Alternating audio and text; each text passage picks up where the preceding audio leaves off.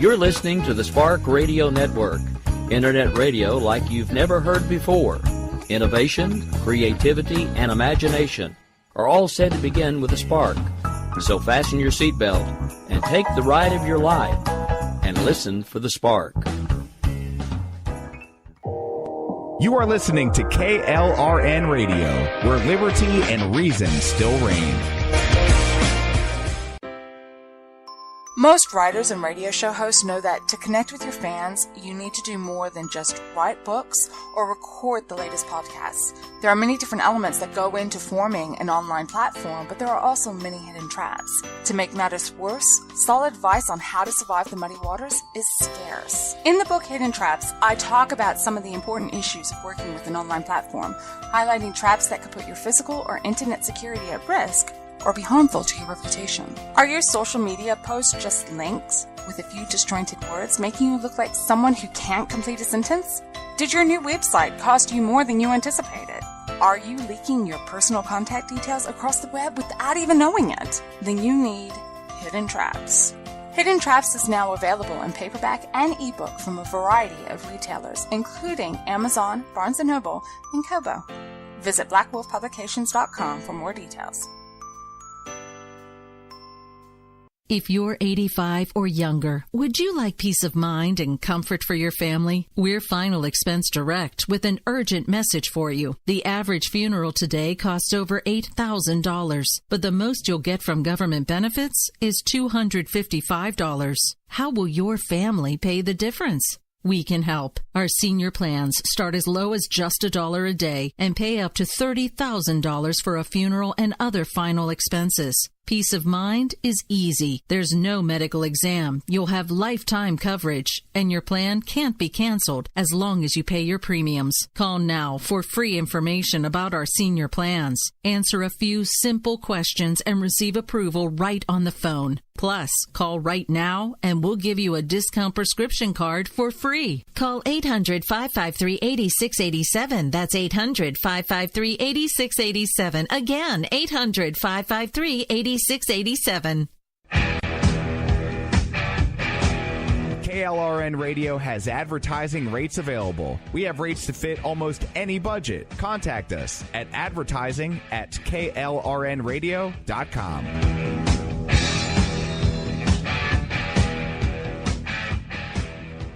Attention business owners and independent contractors. This is a money-saving message from Tax Mediation Services. If your business owes $20,000 or more in taxes, we can help you today, right now. Listen, dealing with the IRS is no picnic. It's an intimidating and extremely stressful process, and you don't want to go it alone. Our attorneys know every law, every tax break, and every possible opportunity to help you resolve and reduce your tax debt. And if you owe more than $20,000, you may be at the top of their hit list. So don't take your tax debt lightly, because it will not go away on its own. The IRS can seize your bank accounts, your home, and even shut down your business. Call our tax experts today at 1-800-783-0810 and let us deal with the IRS while you focus on your business. That's 1-800-783-0810. Again, that's 800-783-0810. My son was in the Army back during Desert Storm, but even then he wanted an MBA. He looked at a dozen schools, but only one offered the online education and flexibility he needed while he was in a tent in Iraq. Grantham University. Turns out that Grantham's been delivering affordable, relevant college and advanced degrees for over 65 years. Heck, if they can deliver a quality education to a soldier in a tent overseas, think about the flexibility Grantham can offer you so you can earn your degree too. It doesn't matter how complicated or full your life is. If getting a degree is on your bucket list, you'll want to do what my son did. You'll want to call Grantham. Find out how easy it is to get started on your education so you can check that college degree off your bucket list. Call Grantham right now, 800-910-1370. That's 800-910-1370. Flexible, affordable, relevant. Call 800-910-1370. Sometimes writers feel lost, unsure why a passage may not be working. It takes another set of eyes to help us nurture our writing into full maturity. At Black Wolf Editorial Services, we strive to enable writers to develop and grow, offering manuscript critiques and line edits through a mentoring editorial style. We also offer assistance on generating a writer's bio for your websites. Black Wolf Editorial Services, nurturing your writing into maturity. For a full list of services, visit blackwolfeditorial.com.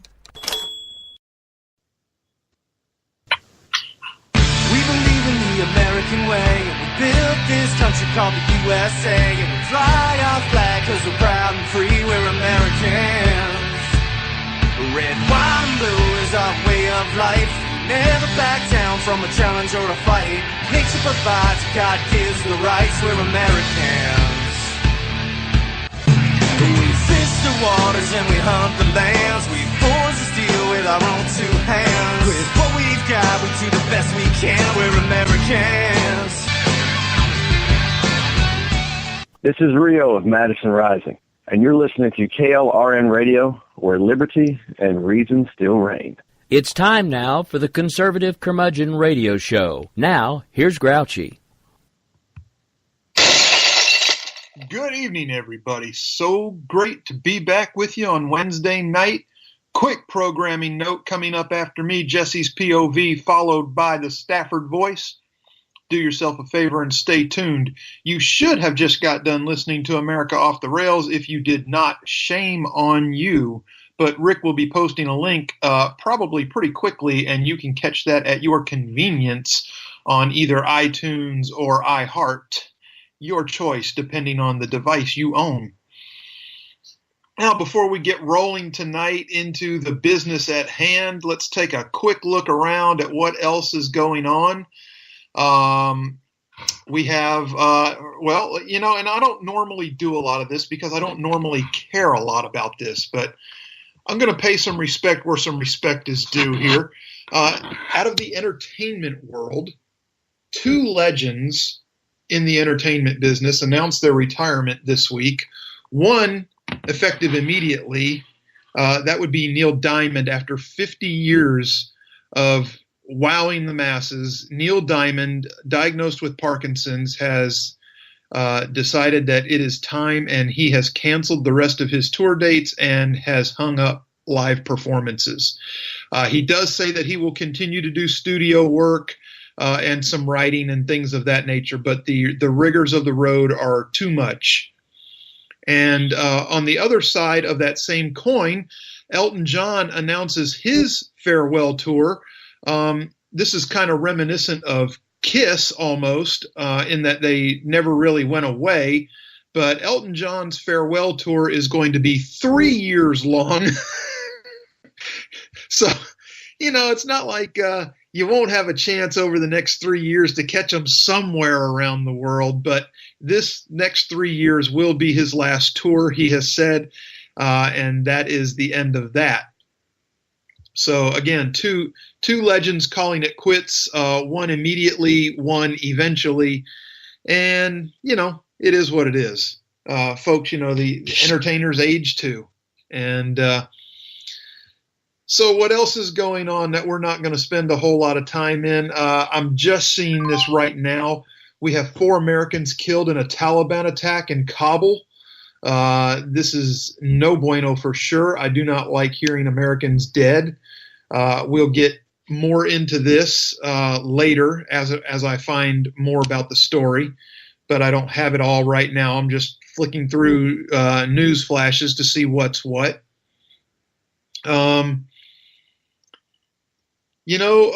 Let's see what else is dead. What else is dead? Listen at me. Jeez, because I just saw another headline. 300 dead sharks found by Mexico roadside, 150 miles from the ocean. What gives with that? Anyway, just another one of those weird things. Toys R Us, bankruptcy again. Gonna shutter over 180 stores. I think that you're probably seeing the very end of Toys R Us. If you're a Jeffrey fan, the going out of business sales are going to start very soon. run down there and get whatever you got to get from Toys R Us, because I think by year's end, they're completely toast unless they really find some innovative leadership that can get them into the digital marketplace. But I think between Walmart and Amazon, Toys R Us is just wrecked. They didn't know how to compete, and they held on as long as they can. And that's about the end of it. In science news, we have monkeys cloned for the first time. Leaves people wondering if people are next. Who knows? Who knows? I don't like the idea, but that's me. You're entitled to your opinion just like I'm entitled to mine. And speaking of opinions, if you want to share yours, the phone lines are open through the whole show. The number is 408-681-8255. That's 408-681-8255. And I also want to take a minute to just give a quick shout out here to friend of the show, Jennifer Sacco. Jennifer is commemorating the loss of her brother today. Our thoughts and prayers are with you, Jennifer, as always. God bless you and your family, and so sorry for your loss. I know it's been 2 years now, but it doesn't really get any easier. We just learn how to live with it better. It's been 1995 since I lost my father at the age of 53, and not a day goes by that I still don't think about him. So I definitely empathize and sympathize. All right. So with all that out of the way, we're going to kick off tonight, and we're going to talk about these school shootings that have been going on, and not necessarily these particular school shootings, but school shootings in general. And let's take a little deeper look at what's causing these things. We don't have all the answers, but there's no reason we can't do some digging and ask questions and show you what some of the experts are thinking. And most of them point to several different causes for school shootings. You got the profile and motivation of school shooters is actually widely varied. There's not one personality type that you can point at and say it's them. It's necessary to understand the main reasons underpinning such cruel crimes and focus our efforts into tackling them.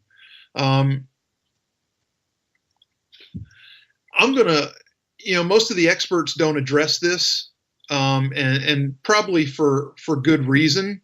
They dance around it delicately without actually saying it, but I'm going to say it right off the bat.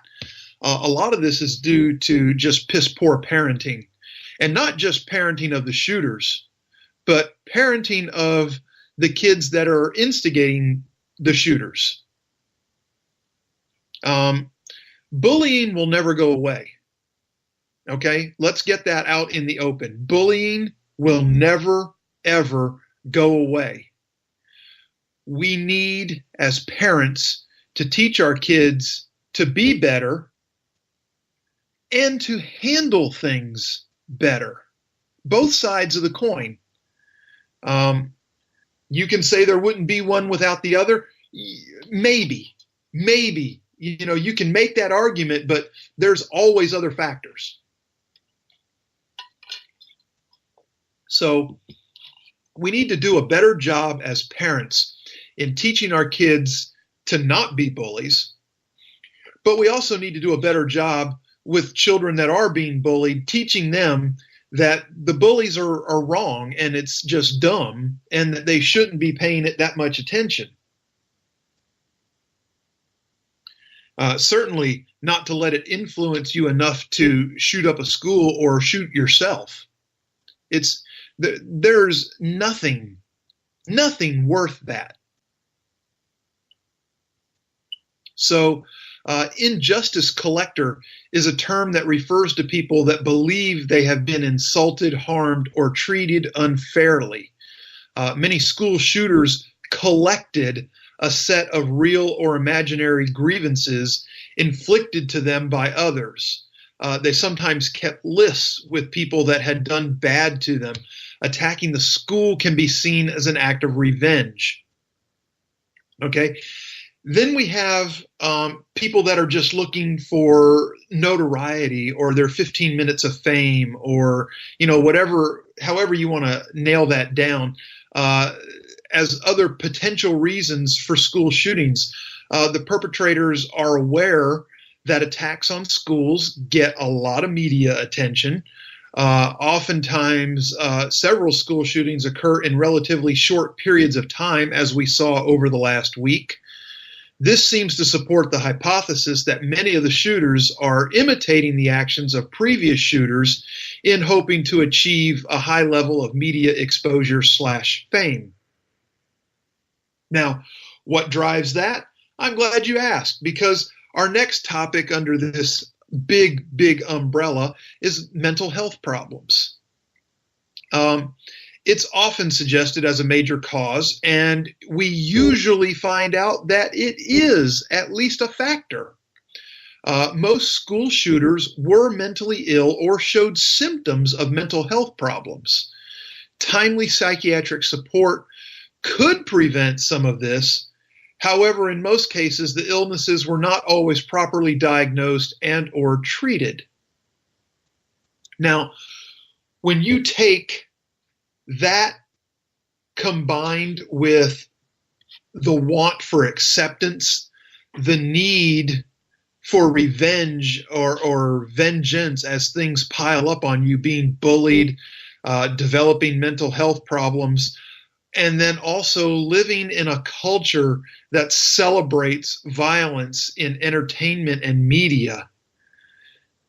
The explicit violence in movies, video games, music videos, comic books, other forms of entertainment are all going to also contribute or glorify violent behaviors. And it's commonly argued that the exposure of children and young people to violent content may make them more prone to commit these type crimes by desensitizing them to the reality of the situation. Now, the one thing that we hear from the left after these kinds of shootings is always gun control. And I'm here to tell you the problem isn't the guns. Okay? The problem is not guns. Now, I say that, but I'm also going to throw this caveat out there too. Having the old 1968 converted china cabinet with the glass doors on it and a little hook latch is not securing your firearms. Okay? Your firearms need to have trigger locks on them, or they need to be in a safe that you only have a key to, or you and somebody you trust implicitly, your spouse, a sibling, not a child. There should be no easy access to these weapons for children. You have to be a responsible gun owner.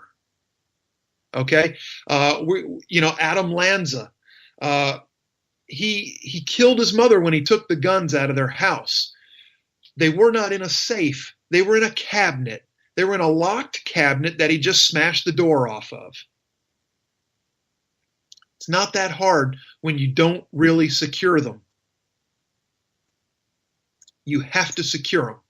So, the left likes to complain that it's far too easy to gain access to firearms in the United States, and building an arsenal that many of these school shooters use in their crimes would it's just so easy for them to do, and it's hardly possible in other countries that have tougher gun regulation. Well, guess what?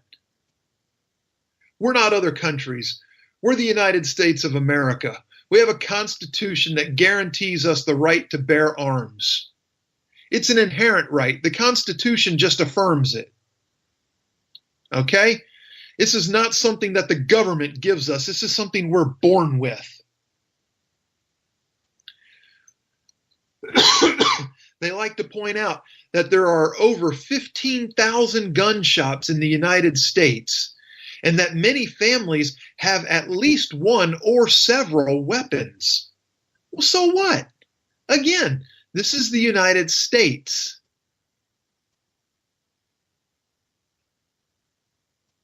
What we're finding out, though, is that most of our shooters, most of our school shooters, do not have a history of proper firearm training. They know how to use it, but they haven't been through a true safety course. They haven't been through true training. They just got shown how to slap a magazine into a pistol and to pull the slide back and pull the trigger. You can watch that in a video game. That doesn't take a genius to figure out. But, it just blows my mind that this is the only thing the left wants to talk about is gun control. Because they think if the guns are gone, that the killing will stop. Folks, we all know that if somebody wants to kill somebody, they're going to find a way to do it. Whether it's with a stick, whether it's with a crowbar, whether it's forcing gasoline down their throat, whether it's a knife, whether it's a corkscrew, it doesn't matter. They're going to find a way to kill somebody.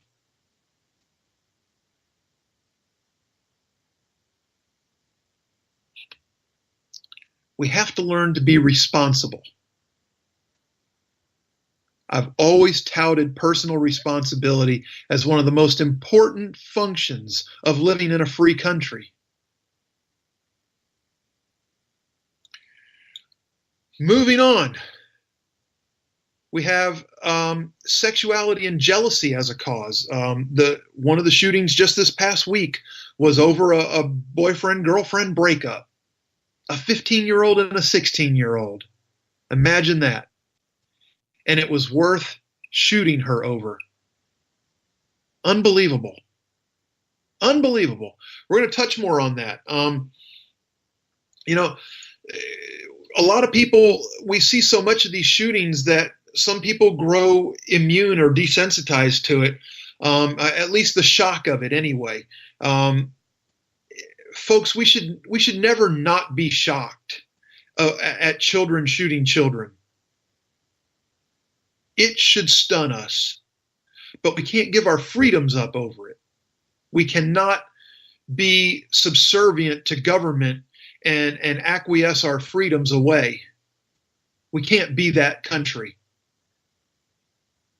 If we're going to do that, then everything that was fought for this country 200 plus years ago was for nothing. We have one of the latest incidents, 14-year-old Jalen Freiberg in Washington, school rampage. This is a young man that was described as very popular, very happy.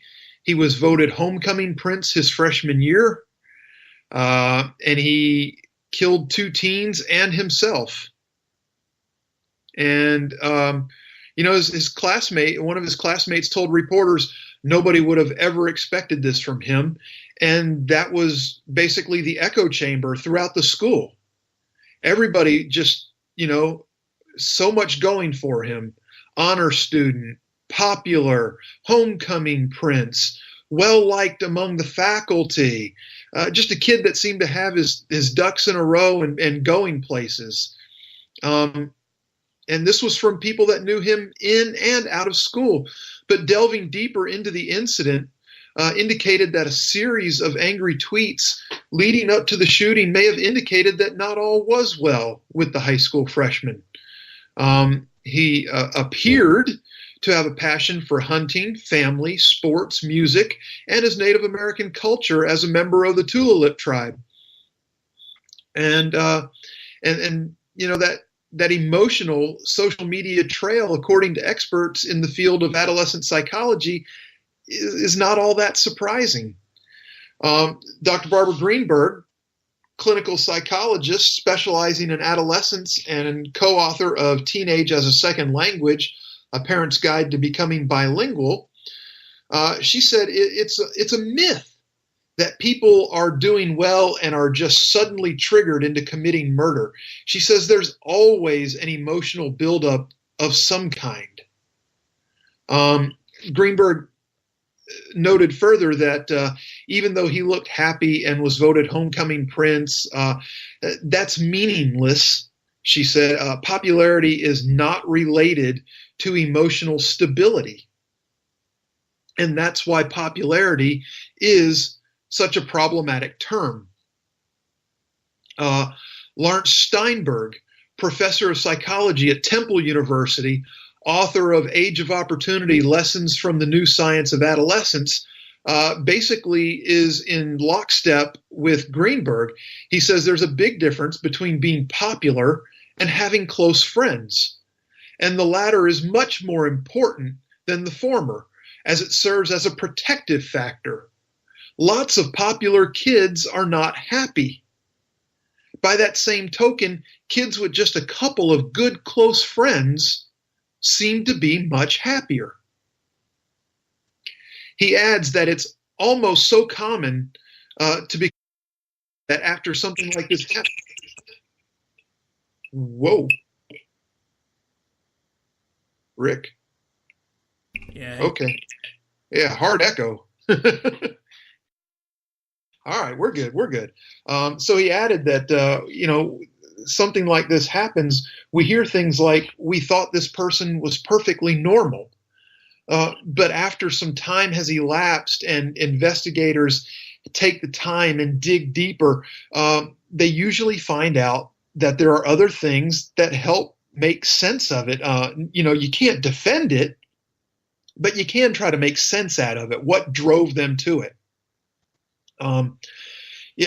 Last April, Chris Plaskin, for example, the teen being charged as an adult in the April stabbing death of 16-year-old Marin Sanchez as a class clown. It was later reported that Plaskin was exhibiting signs of psychosis.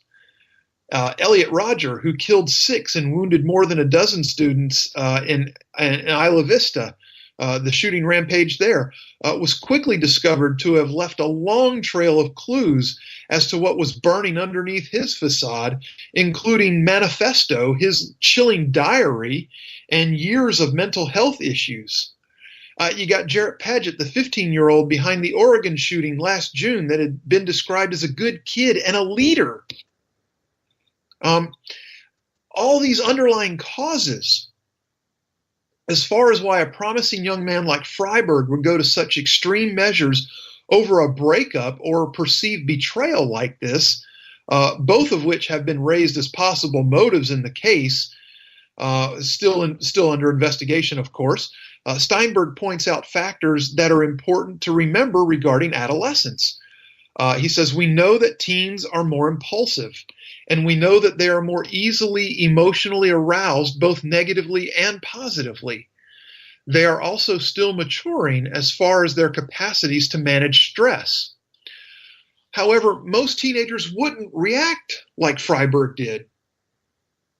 You don't hear about the other 5,000 boys that their girlfriends broke up with them this week.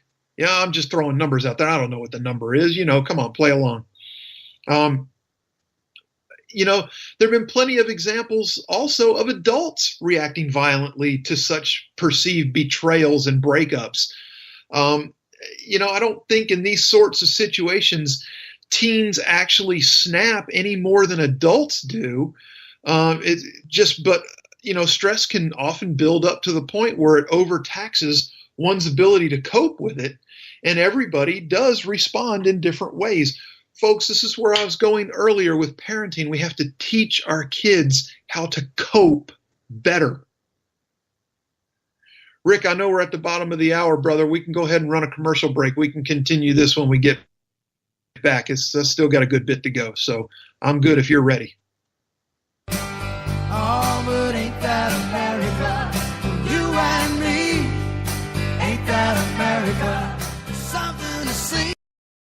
Everyone loves liberty. Our rights come from God, not the government. So why are you letting other people tell you what's best for your healthcare? Exercise your freedom with Liberty Health Share. Liberty Health Share is a community of people who voluntarily share one another's medical costs. Liberty Health Share is founded on the idea that most people truly want to help one another. Healthcare sharing allows members to do just that as a true community that supports one another in times of need. Liberty believes people should make decisions for themselves and their families. Members are able to take back the freedom to make their own decisions about their healthcare. Freedom from guilt or doubt about how your money is used. You have the freedom to direct your healthcare, not to be dictated to by bureaucrats. Stop letting others tell you what to do and join a community of like-minded people. Exercise your freedom. Join Liberty Health Share and take back the control of your healthcare while helping those around you. Call Liberty at 855-58-LIBERTY. Again, that's 855-58-LIBERTY for more information, or you can check them out at libertyhealthshare.org. Again, that's libertyhealthshare.org. My son was in the Army back during Desert Storm, but even then he wanted an MBA. He looked at a dozen schools, but only one offered the online education and flexibility he needed while he was in a tent in Iraq. Grantham University. Turns out that Grantham's been delivering affordable, relevant college and advanced degrees for over 65 years. Heck, if they can deliver a quality education to a soldier in a tent overseas, think about the flexibility Grantham can offer you so you can earn your degree too. It doesn't matter how complicated or full your life is. If getting a degree is on your bucket list, you'll want to do what my son did. You'll want to call Grantham. Find out how easy it is to get started on your education so you can check that college degree off your bucket list. Call Grantham right now. 800-910-1370. That's 800-910-1370. Flexible, affordable, relevant. Call 800-910-1370. Tired of paying outrageous prices for Viagra? Well, we have great news for you. Now you can finally get Viagra at huge discounts. Healthy Man allows you to save up to $500 on Viagra. Why pay U.S. pharmacy prices of $15 per pill or more when you can get Viagra for less than $3 a pill? Call today and get 40 Viagra pills for only $99. This can cost as much as $600 at your local pharmacy. You can't afford not to call us. If you want Viagra at the lowest prices, never pay $15 a pill pharmacy prices again. Get Viagra for less than $3 a pill. Call 1-800-516-7602 today and save up to $500 and get 40 pills for just $99. Healthy Man is fast, easy, and affordable. Operators are waiting at 1-800-516-7602 to take your call right now. Call 1-800-516-7602. That's 1-800-516-7602. Again, 1-800-516-7602. Attention business owners and independent contractors. This is a money-saving message from Tax Mediation Services. If your business owes $20,000 or more in taxes, we can help you today, right now. Listen, dealing with the IRS is no picnic. It's an intimidating and extremely stressful process, and you don't want to go it alone. Our attorneys know every law, every tax break, and every possible opportunity to help you resolve and reduce your tax debt. And if you owe more than $20,000, you may be at the top of their hit list. So don't take your tax debt lightly, because it will not go away on its own. The IRS can seize your bank accounts, your home, and even shut down your business. Call our tax experts today at 1-800-783-0810 and let us deal with the IRS while you focus on your business. That's 1-800-783-0810. Again, that's 800-783-0810. Oh, but ain't that America? You and me. Ain't that America? Something to see, baby. Ain't that America? Home of the free. Yeah. All right, welcome back, everybody. So where did we leave off? Well, we left off with how parents need to do a better job. And how can parents do a better job? Well, one of the ways that they can do a better job is to actually, parent. Know when your teen's moodiness is not just a signal of normal ups and downs of their hormonal rage, and when it's cause for real alarm. Stress the importance. You got to pay attention to nonverbal clues as well as being actively involved in their lives. look for changes in their behavior. A teenager won't usually say, I'm mad, I'm sad, or I'm depressed. Be on the lookout for more nuanced nonverbal clues, a rise in irritability, sleeping more or less than usual, deteriorating grades, isolating themselves socially, or general apathy where there had been no such kind of behavior before. The general rule of thumb from the professional psychiatric and psychology communities are if they're showing an atypical pattern of behavior that goes beyond 2 weeks, you should probably consult somebody. That doesn't mean have your kid committed. That means get the ball rolling to try to find out what's going on. Pay particular attention after a breakup. Boys and girls go through this. They start younger and younger these days. But in their middle teens, even in their early teens, the hormones are raging and they don't have a clue how to handle them. You got to step in and help.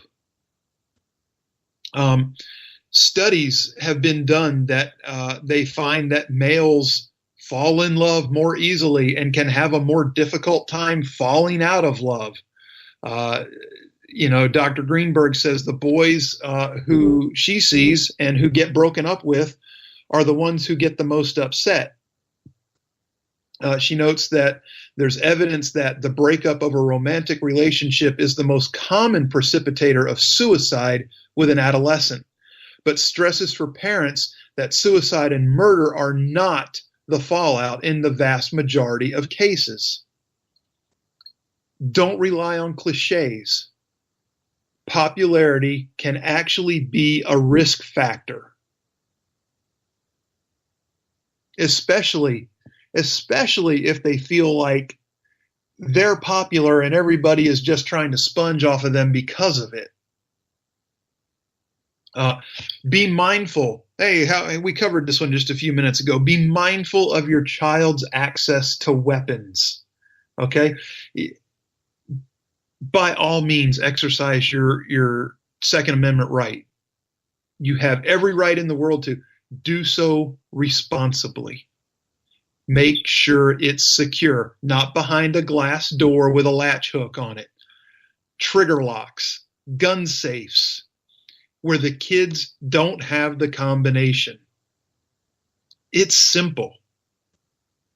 You're spending $1,000 on a rifle. You can skip one rifle and spend that $1,000 on a safe to house all your rifles in and your pistols.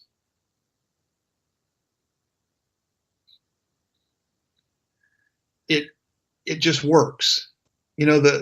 These combinations, they all work, especially if you put them together.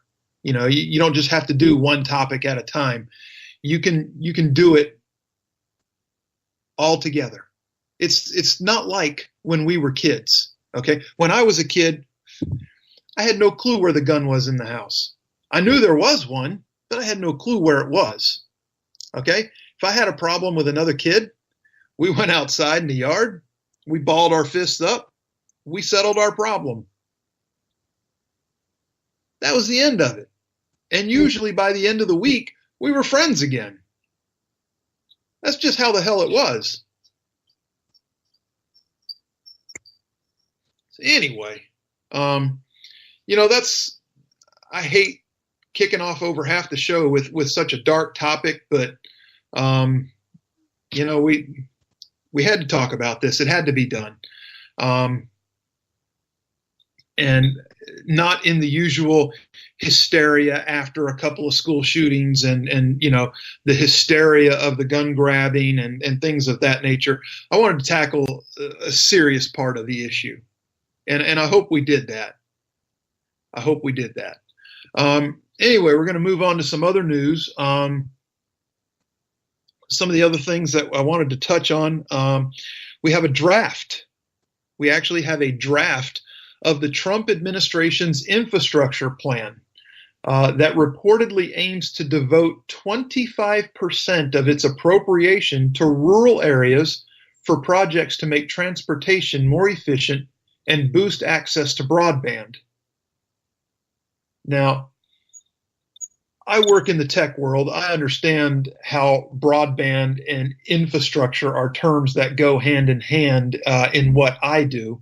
I do not understand how broadband internet access in rural areas falls under the nation's infrastructure, though.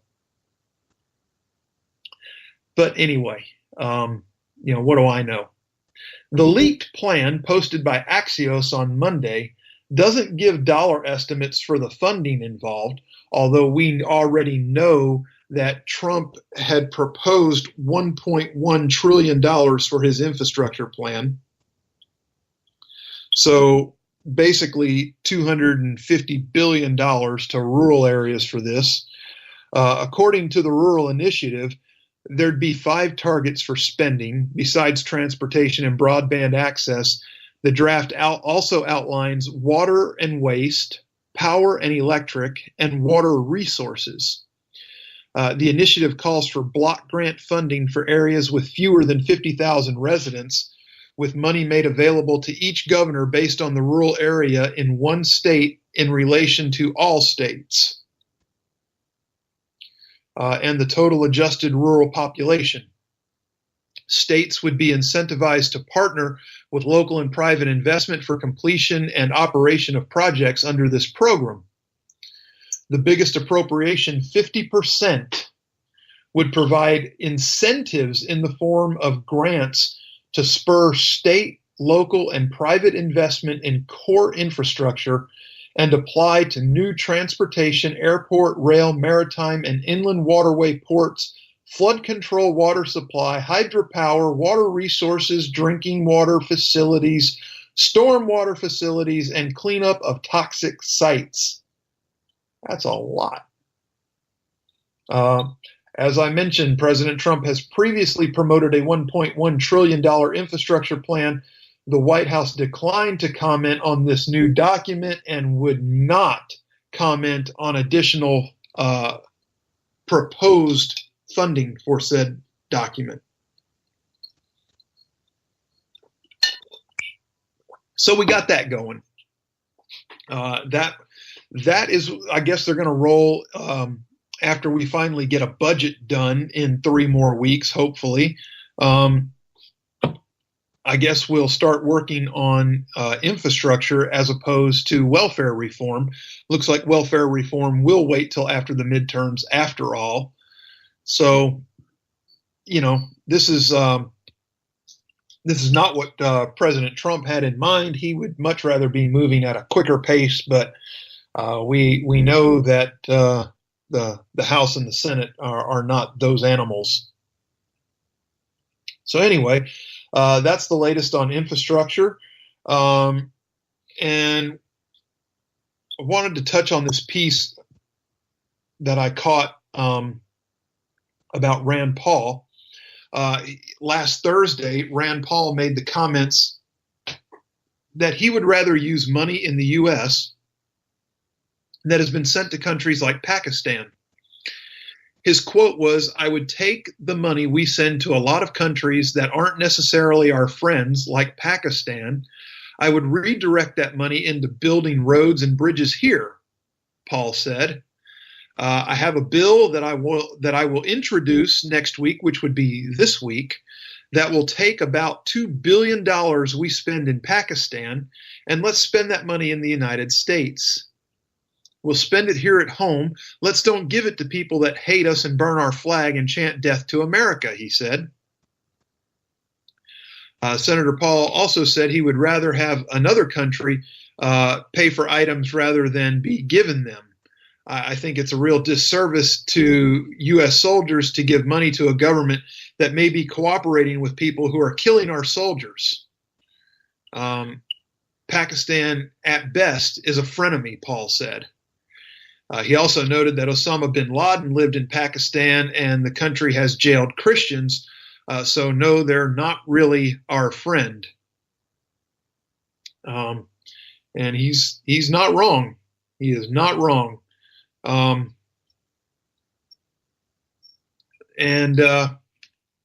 guess let's go ahead and punch this obvious mouse in the nose.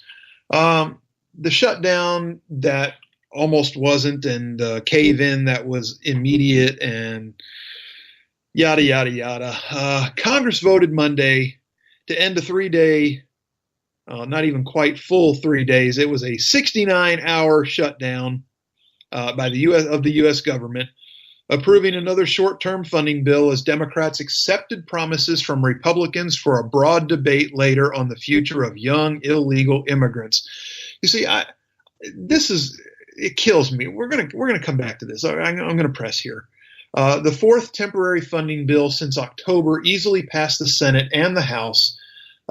Senate to the White House. Trump signed it. Yeah, we're good through February 8th, when Congress will have to revisit the budget and immigration policy, two disparate issues that have become closely linked, and they should not be even remotely linked.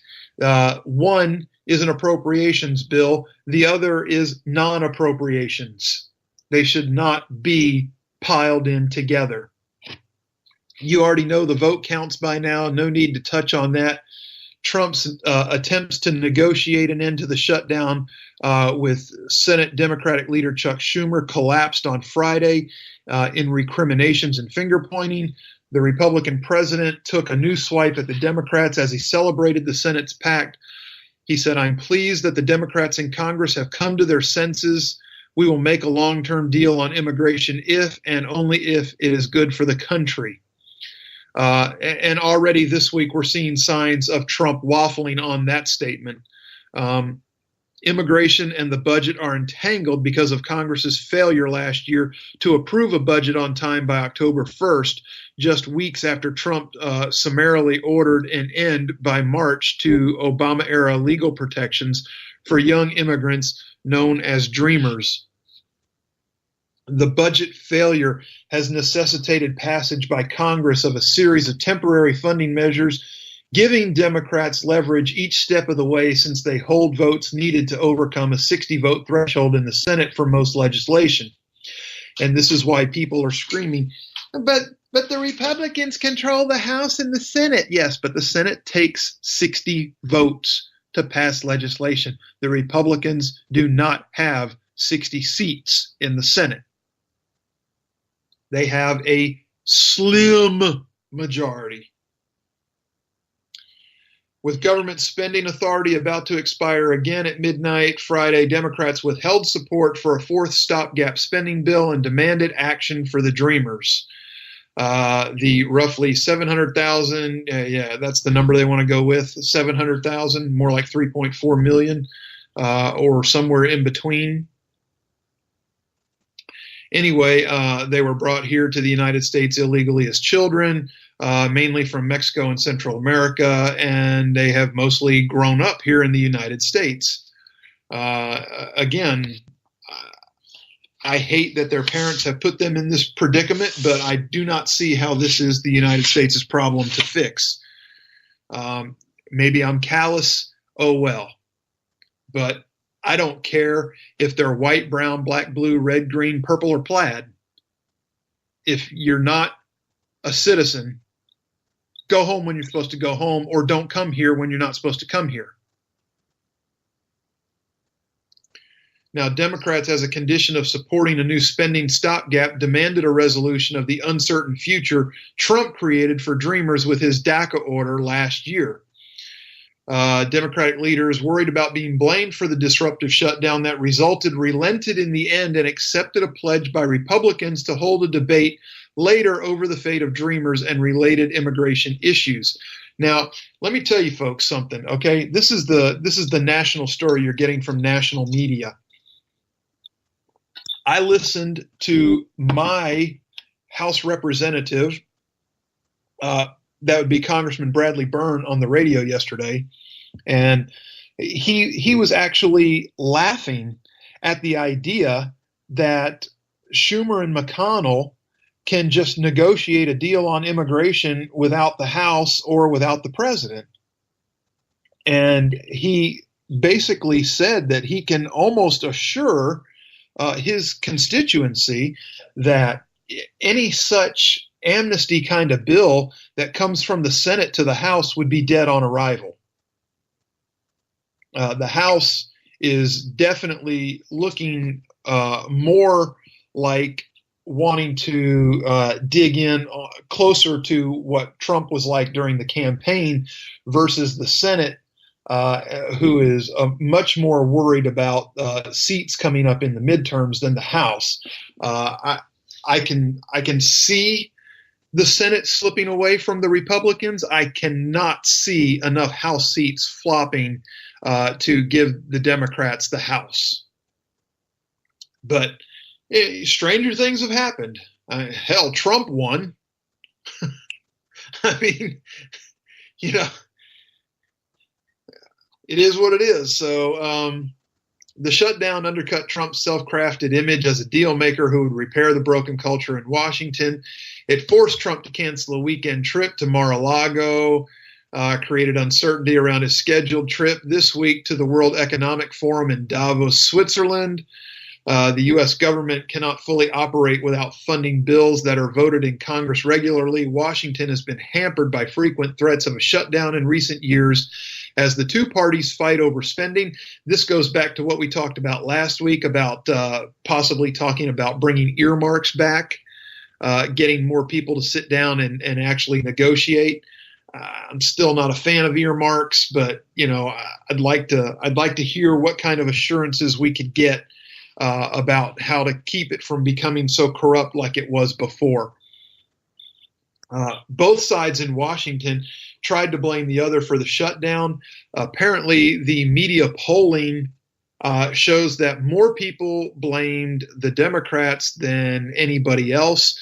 The Republicans actually shared less of the blame, taking the end slot, and the president getting the middle slot for blame. So the numbers I saw had the Democrats garnering the most, then the president, and then the Republican Party. And, pretty much that's what it boils down to.